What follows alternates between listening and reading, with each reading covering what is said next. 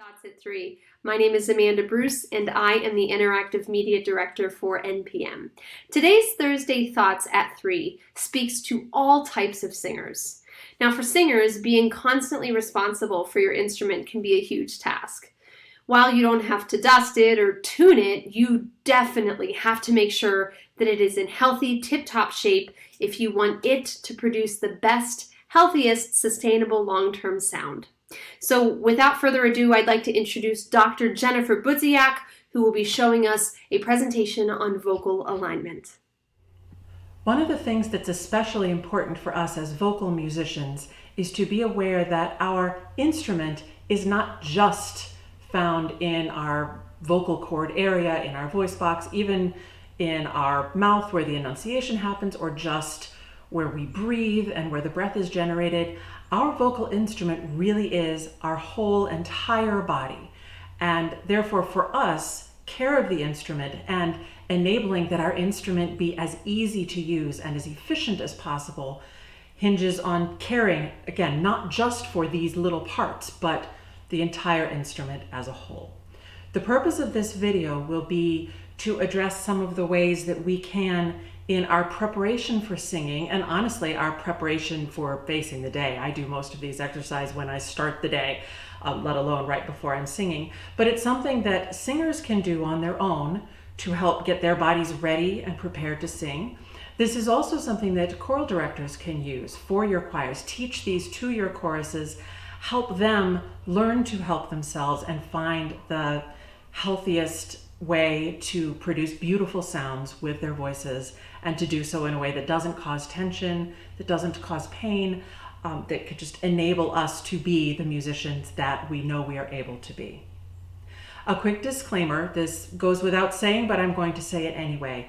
As with any kind of physical exercise or stretching or really anything physical, please use your own knowledge of your own body, your own common sense, your just awareness of what your limitations are or are not before doing any exercise like this. Consult a physician. Just if anything causes pain, back off from that particular activity. Just be very careful and conscious of your own wellness as we go through these exercises. My good friend and colleague Ramona Wiss is Director of Choral Activities at North Central College in Naperville, Illinois. She's an author, she is a brilliant choral conductor, and one of the finest educators I've ever gotten to work with. And in addition to those things, Mona is also a certified yoga instructor. And we've talked sometimes about how some of the things that she is learning about the body and joints and movement in her yoga practice and yoga instruction can inform what she does as an educator and as a choral conductor. One of the things that she does with her choruses, often at the beginnings of rehearsal, I immediately have adopted it and started doing it myself and do it with many other choruses, is sort of a modified form of the sun salutation that exists across many different traditions of yoga. And it is a series of moves, very simple, very comfortable, totally non-threatening, that unite the bodily movements with the breath in a way that we don't always do as singers. And it helps us to really find the depths of our breath and how deep they can go, and also begin to stretch out some of the tight muscles and joints in our bodies. So for this walkthrough of the sun salutation, I'll kind of go through it once and talk you through it. Then we'll do a couple more, and the last one can be on your own time. You take it at your own pace as you wish.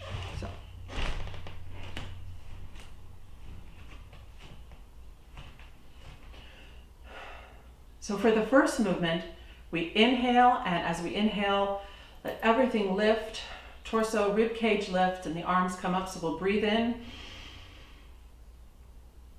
And then from this upright position, we exhale and drop over at the hips and just release on the exhale.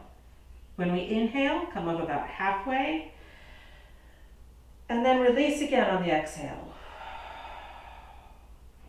As we inhale again, come all the way up, and then exhale into our upright position. And that's the sequence. Let's do it again. Breathe in. Exhale and release. Inhale, half up. Exhale down. Inhale all the way up. Exhale upright. Now do one more on your own pace.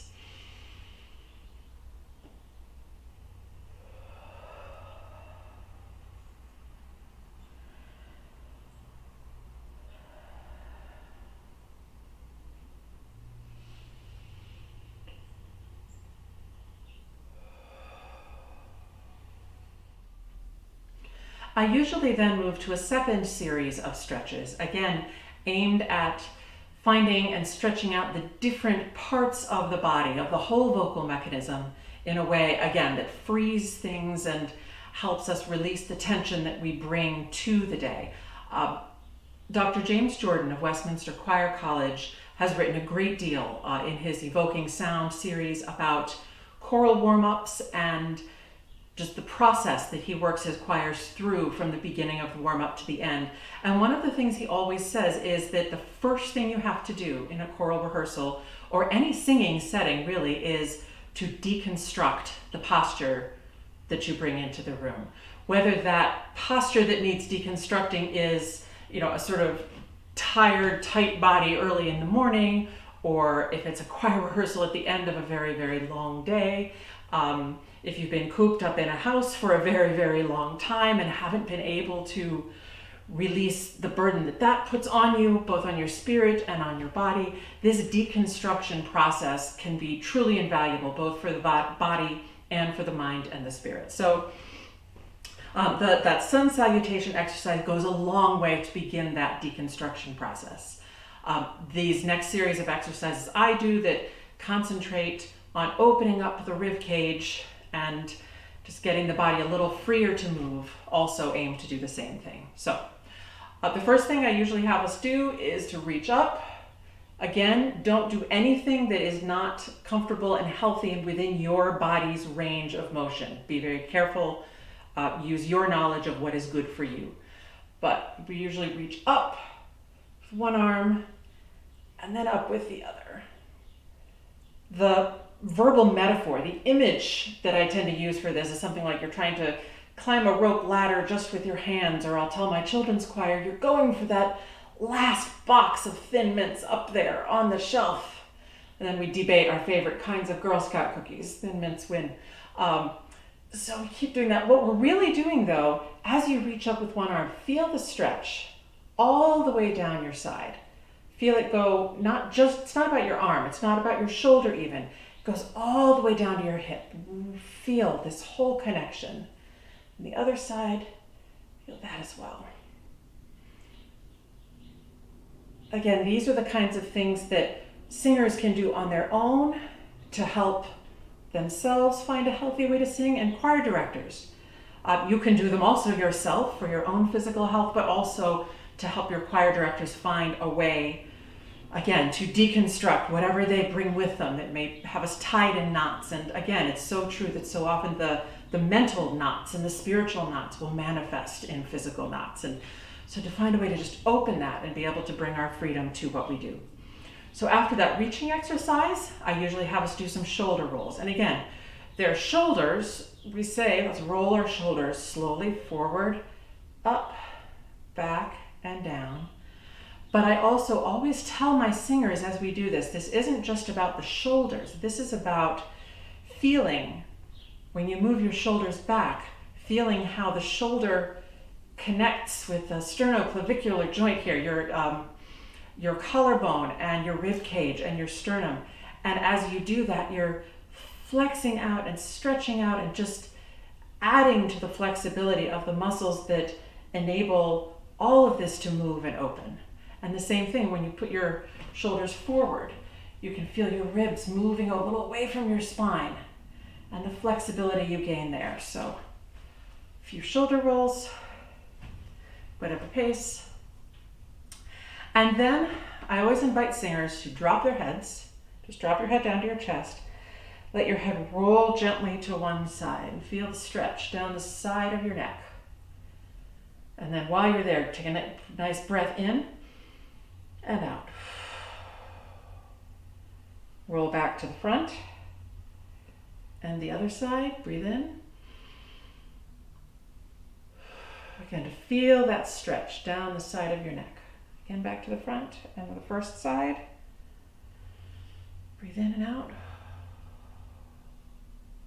Other side. Breathe in and out. And then let your head drop to the front. And this time, we're going to inhale and lift. And exhale and stay upright. Very often at this point, if you look at your choir or if you're a singer and you look at yourself in your mirror, you will hopefully see something a little bit different in your reflection because we've opened things. And when we say stand up straight, sometimes we do something, strange, or because we think of standing up straight as something that's, rigid and unmoving and unbending.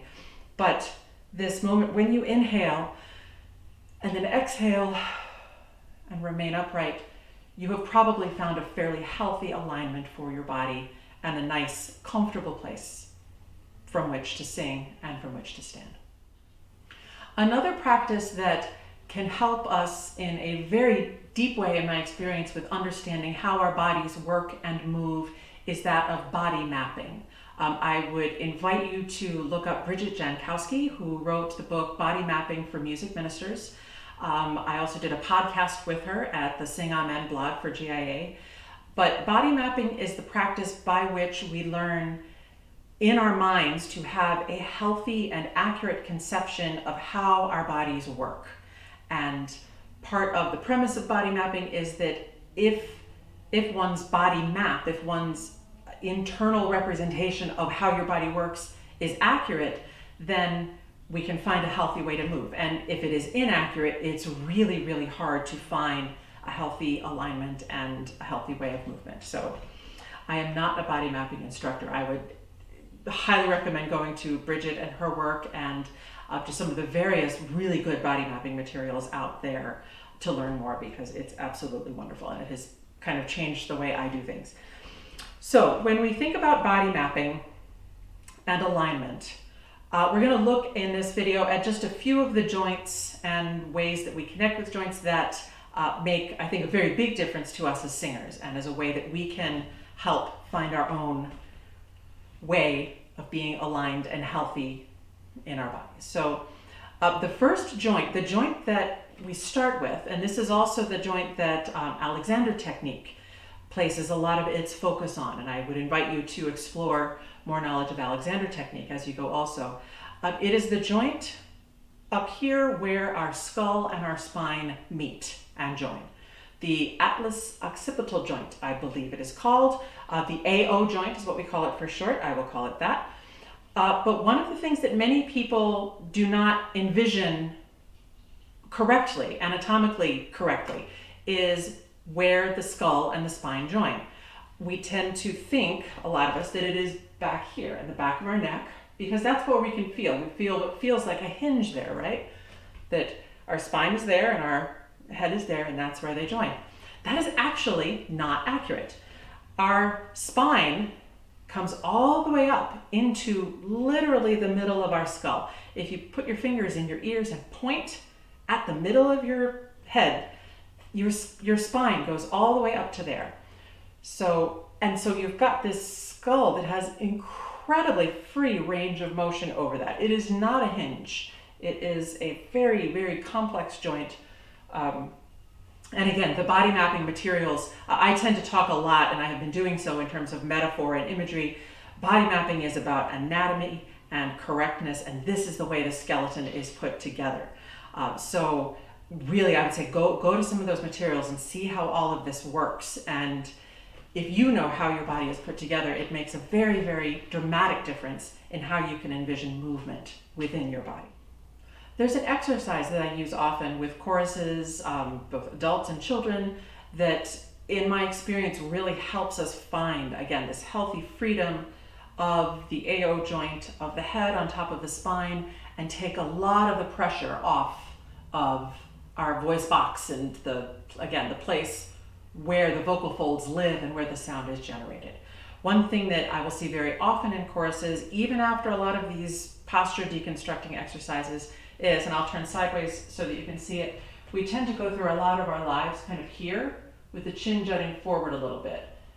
And that kind of speaks to that idea that this is in some way a central important joint, but it really isn't. So when we're here, it's not healthy, and it puts pressure in places that do not need the pressure. So let's walk through another sort of, it's a sort of guided imagery exercise, starting first with just getting our bodies aligned, exercise and awareness. So just stand. I invite you to close your eyes. Just do some long, deep breaths.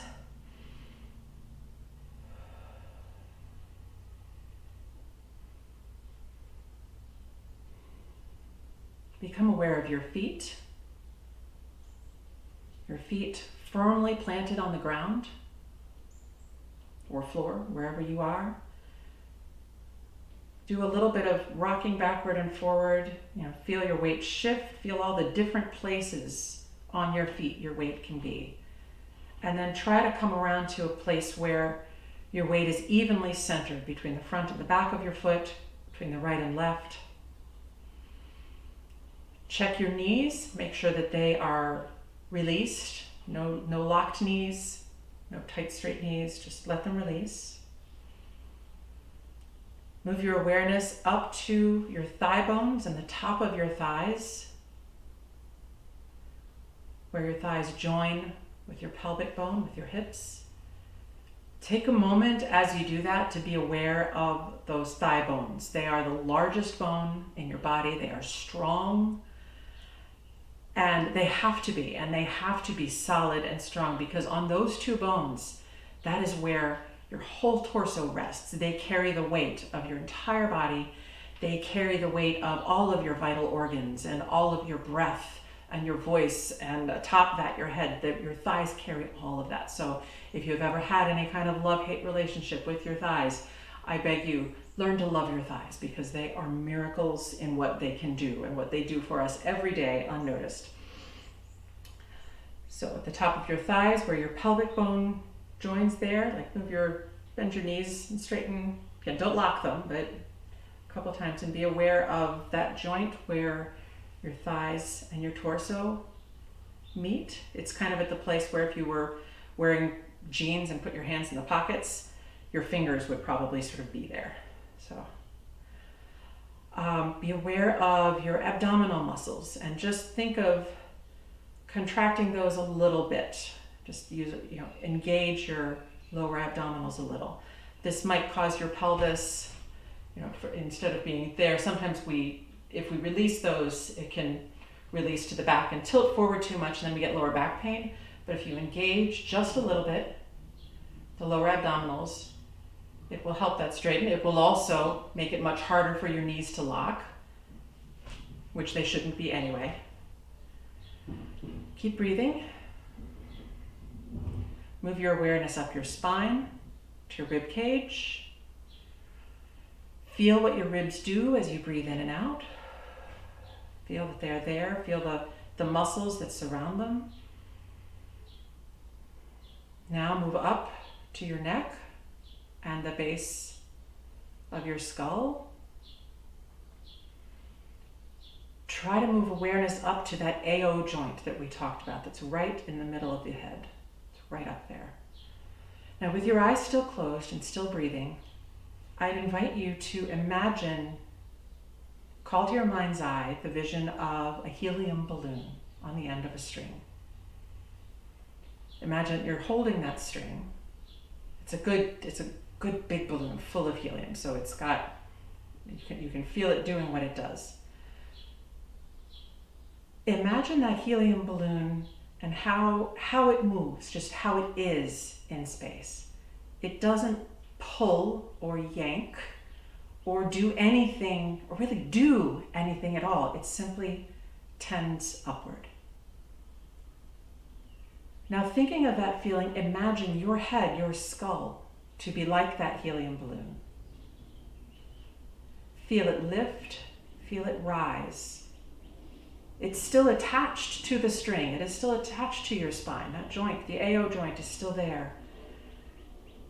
But the head is not pressing down on it. There is no gravity. It simply lifts and it rises. Now, if your eyes were closed, I invite you to open your eyes. I would invite you, if you've never done that exercise before, try it again. Go to a mirror. Look at yourself. Close your eyes. Do the exercise. Look at yourself again. Most of the time when I do that with a room full of people, I see a room full of people literally grow half an inch to an inch in the doing of that. You have the difference between here and here. And the freedom that that gives this entire part of your body, and especially the freedom that it gives your skull, your mouth, and of course your vocal mechanism.